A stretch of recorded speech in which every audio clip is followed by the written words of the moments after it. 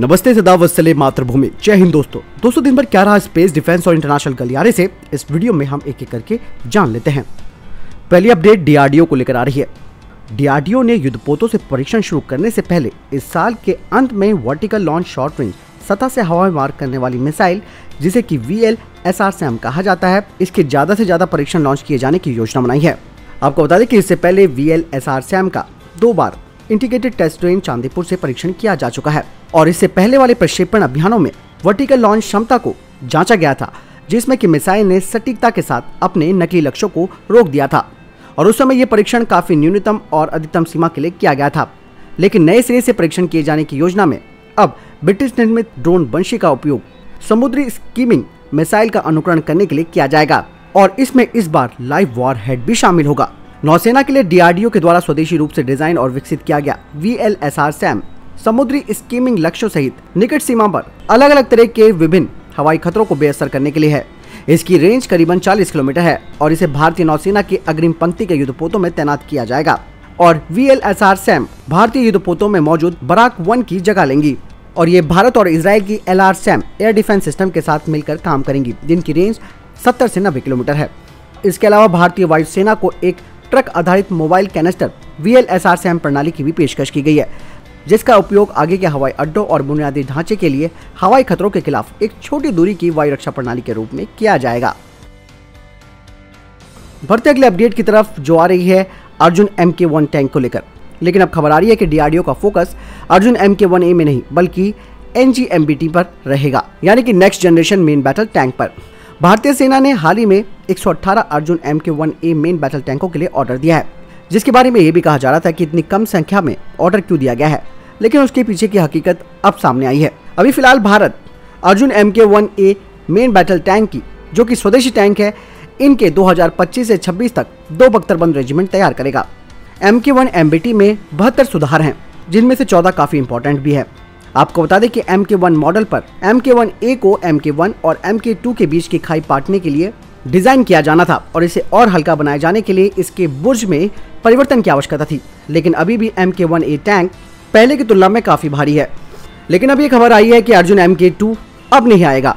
इसके बजाय डीआरडीओ अगली पीढ़ी के मेन बैटल टैंक यानी कि NGMBT कार्यक्रम पर अपना ध्यान केंद्रित करने के लिए काम करेगी और भारतीय सेना की सभी सोवियत युग के T-72 MBT को इनसे बदला जाएगा। रक्षा पर संसदीय समिति के द्वारा तैयार की गई रिपोर्ट में AMCA और NGBT के लिए अतिरिक्त धन आवंटन भी किया जाएगा। आपको बता दें कि इस कार्यक्रम को पहले फ्यूचर मेन बैटल टैंक यानी कि FMBT के रूप में जाना जाता था और FMBT के लिए अलग अलग विशेषताओं को 2010 की तरह ही अंतिम रूप भी दे दिया गया था। लेकिन भारतीय सेना के शीर्ष अधिकारियों भारतीय सेना ये चाहती थी कि उन्हें रूस के अगली पीढ़ी के T-14 अमाटा टैंक मिले, यानी कि यहाँ पर आप समझ सकते हैं कि अर्जुन MK2 अब भविष्य में नहीं आने वाला। इसका मतलब अब ये है कि NGMBT कार्यक्रम पर पूरा फोकस हो चुका है और इसका इस्तेमाल अगली जनरेशन की मेन लड़ाई के लिए किया जाएगा और ये NGMBT भारतीय सेना में लगभग 1700 T-72 टैंकों की जगह लेगा।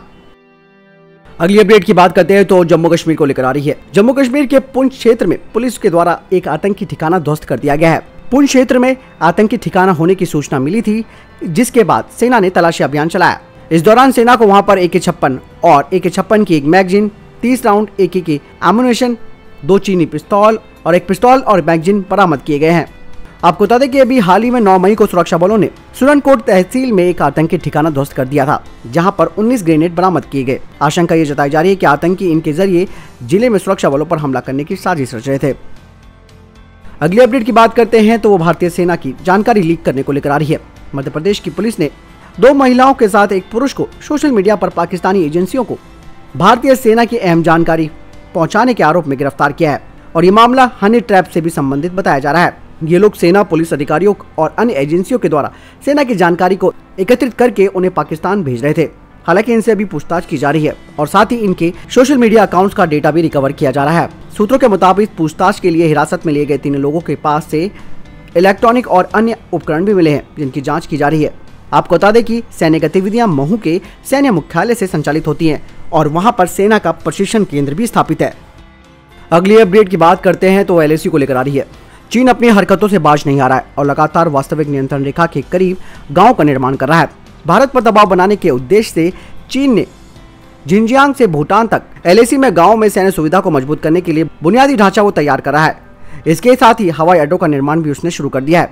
चीन के राज्य परिषद सूचना कार्यालय ने तिब्बत स्वायत्त क्षेत्र पर एक पत्र जारी किया है, जिसमें बताया गया है कि तिब्बत की 4000 किलोमीटर की सीमा के साथ लगे हुए गाँव के निर्माण के लिए लगभग चीन ने 1 दशक तक व्यवस्थित रूप से पैसा लगाया है, जिसमें से अधिकांश गाँव LAC के पास हैं। 84% कस्बों और 76% गाँव तक पक्की सड़क बनाई गई है, जबकि 1951 में तिब्बत मुक्ति विकास और समृद्धि नामक नीति पत्र के अनुसार 2020 के अंत तक तिब्बत के सुदूर क्षेत्र के कई सीमावर्ती गांव राजमार्गों से बेहतर ढंग से जुड़ गए हैं और इन सभी गांवों में मोबाइल नेटवर्क सुविधा भी है। भारतीय सुरक्षा एजेंसियों ने भी जिनजियांग से अरुणाचल प्रदेश तक LAC के साथ सीमावर्ती गांवों के निर्माण में तेजी लाने के लिए अपना अभियान चालू कर रखा है। इसके मुताबिक इन विवादित क्षेत्रों में बसने के लिए अन्य जगहों के लोगों को भी लाया जा रहा है। जानकारी के मुताबिक कई गांव तो ऐसे हैं जो नियंत्रण रेखा से बिल्कुल करीब है। एक रिपोर्ट में बताया गया है कि जिनजियांग और तिब्बत में LAC के पश्चिम क्षेत्र और अरुणाचल प्रदेश में पूर्वी क्षेत्र में बनने वाले ऐसे गांवों के बारे में जानकारी मिली है, पर भूटान की पूर्वी सीमा पर चीन का दबाव चिंताजनक पहलू है, जिसका उद्देश्य भूटान को डोकलाम में अपना क्षेत्र छोड़ना होगा। बताया जा रहा है कि भूटान पर दबाव चीन के साथ योजनाबद्ध 25वें दौर की वार्ता को देखते हुए बनाया जा रहा है, हालांकि इसकी तारीख तय नहीं हुई है।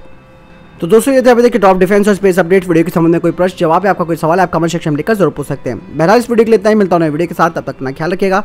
नमस्कार, जय हिंद, जय भारत।